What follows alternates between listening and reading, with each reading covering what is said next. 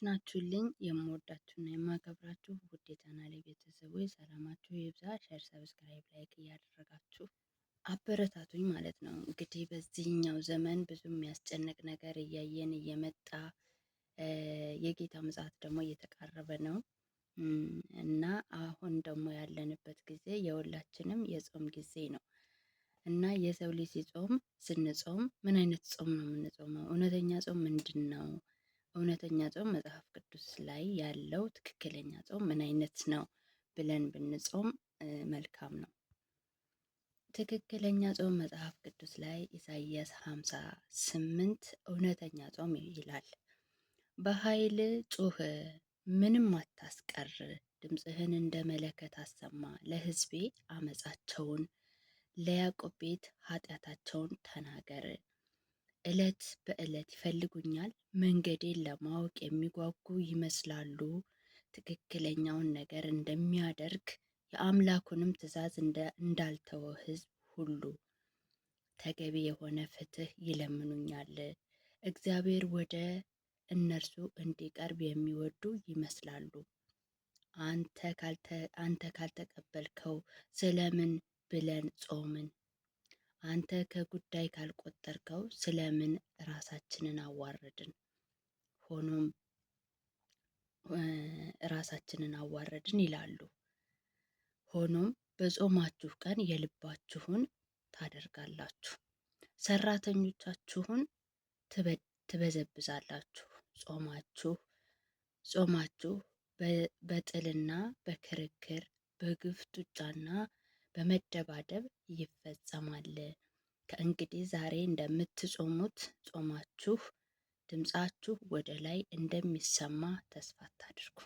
የሰው ልጅ ስለ ጾም አይደለም። አያችሁ፣ ጾም ማለት ብዙ አይነት ጾም አለ። የረሃብ አድማ፣ የእግዚአብሔርን ሕግ ሳንከተል የምንጾመው ጾም አለ ማለት ነው። እና እግዚአብሔር ብዙ ነገር ትለምኑኛላችሁ፣ ብዙ ነገር እንዳደርግላችሁ፣ እናንተ የምትፈልጉትን እንዳደርግላችሁ ትፈልጋላችሁ። እናንተ በጾማችሁ ጊዜ ግን ሌላ ሰው የሚፈልገውን አታደርጉም። ሰራተኞቻችሁን ትበድላላችሁ፣ ታስለቅሳላችሁ፣ ጉልበታቸውን ትበዘብዛላችሁ፣ ደሞዛቸውን ታስቀራላችሁ ይላልና አንዳንዴ በእውቀት የምንጾመው ጾም ወይ ደግሞ ከእናት ከአባቶቻችን የወረስነው ጾም፣ እንደገና ደግሞ እንደዚሁም በልማድ እኛ በራሳችን የምንጾመው ጾም አለ። መጽሐፍ ቅዱስ ደግሞ የሚለው ጾም አለ። ከእንግዲህ ዛሬ እንደምትጾሙት ጾማችሁ ድምፃችሁ ወደ ላይ እንደሚሰማ ተስፋ አታድርጉ። እኔ የመረጥኩት ጾም ይላል እግዚአብሔር። እኔ የመረጥኩት ጾም እንዲህ አይነቱን ነውን? ሰውስ ራሱን የሚያዋርደው በእንደዚህ ያለው ቀን ብቻ ነውን? የጾማችሁ ጊዜ ብቻ አይደለም ራሳችሁ የምታዋርዱት፣ በሌላም ጊዜ። ሌላ ቦታ ደግሞ መጽሐፍ ቅዱስ ላይ ጻድቅ በምቹ ቀን ይጸልያል። ጻድቅ በምቹ ቀን ይጸልይና በመከራ ቀን ደግሞ ከመከራ ይሸሸጋል ማለት ነው። ሰውስ ራሱን የሚያዋርደው በእንደዚህ ያለው ቀን ብቻ ነውን? እንደ ደነግል ራስን ዝቅ ማድረግ ነውን? ወይስ ማቅ ለብሶ በአመድ ላይ መንከባለል ነውን? ታዲያ ጾም ብለህ የምትጠራው ይሄን ነውን? እግዚአብሔርስ የሚቀበለው እንዲህ ያለውን ቀን ነውን? ይላል እግዚአብሔር። እንግዲህ እኔ የመረጥኩት ጾም የጭቆናን ሰንሰለት እንድትበጥሱ፣ የቀንበርን ገመድ እንድትፈቱ፣ የተጨነቁትን ነፃ እንድታወጡ። እግዚአብሔር የሚፈልገው ከኛ ስንጾም የምናደርገው ነገር በራሳችን አቅም በራሳችን ልክ በገባ መጠን የጾምን ጊዜ ብቻ አይደለም ሌላም ጊዜ የምናደርገው ይህንን ነው ማለት ነው። እግዚአብሔር የሚፈልገው ልብ ይህንን ነው። እግዚአብሔር እንጀራና እህልና ውሃ ስለ ጾምን ብቻ አይደለም።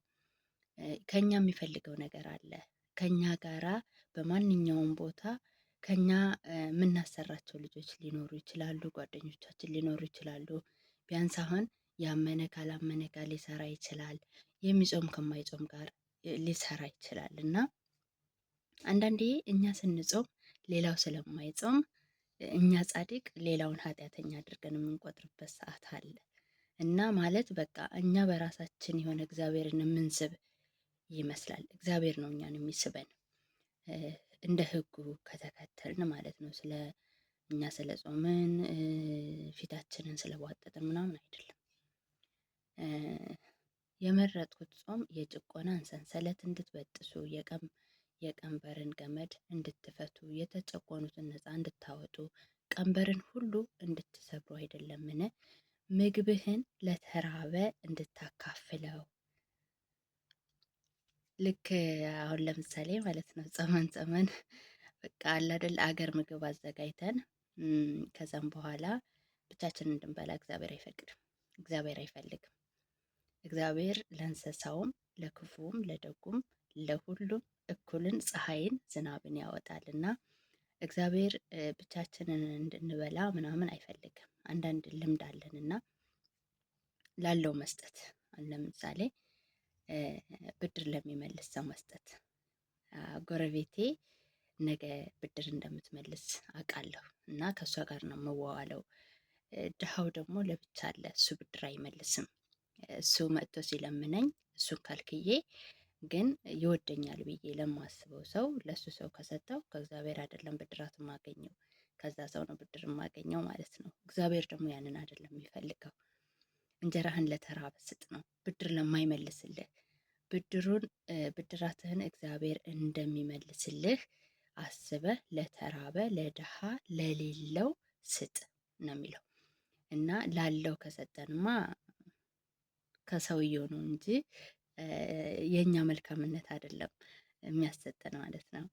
ቀንበርን ሁሉ እንድትሰብሩ አይደለምን? ምግብህን ለተራበ እንድታካፍለው፣ ተንከራታችሁን ድሃ ወደ ቤትህ እንድታስገባው፣ የተራቆተውን ስታይ እንድታለብሰው፣ የስጋ ዘመድህን ፊት እንዳትነሳው አይደለምን? ይህ ከሆነ ብርሃንህ እንደ ንጋት ብርሃንህ እንደ ንጋት ጮራ ይፈነጥቃል፣ ፈውስህ ፈጥኖ ይደርሳል፣ ጽድቅህ ቀድሞ ይሄዳል። የእግዚአብሔር ክብር ደጀን ይሆንሃል። የእግዚአብሔር ክብር ደጀን ይሆንሃል። የዛን ጊዜ ትጣራለህ፣ እግዚአብሔርም ይመልስልሃል። ለእርዳታ ትጮኻለህ፣ እርሱም አለሁልህ ይልሃል። የጭቆና ቀንበር፣ የክፋትን ንግግር፣ ጣት መቀሰርን ከአንተ ብታርቅ፣ ለተራበው ብትራራለት፣ የተገፉት እንዲጠግቡ ብታደርግ፣ ብርሃንህ በጨለማ ያበራል፣ ሌሊትህም እንደ ቀትር ፀሐይ ይሆንልሃል ይላል መጽሐፍ ቅዱስ ላይ ማለት ነው። እውነተኛ ጾም ይሄ ነው።